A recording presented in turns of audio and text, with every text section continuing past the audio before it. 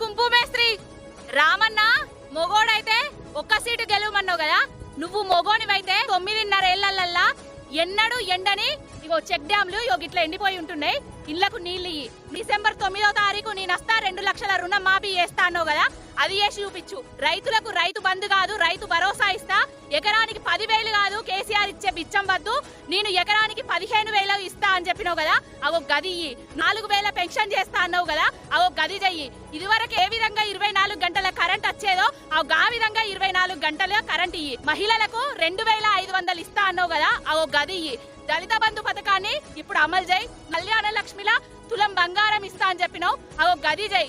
ఇట్లాంటి ముచ్చట్లు బంద్ చేసి ఇగో ఈ చెక్ డ్యాంలకు నీళ్లు తీసుకురా. ఫస్ట్ రైతుల కన్నల్లా కన్నీళ్లు దుడిచిండు, నువ్వు వచ్చిన తర్వాత మళ్ళా రైతుల కళ్ళల్లా కన్నీళ్లు తీసుకొస్తాను.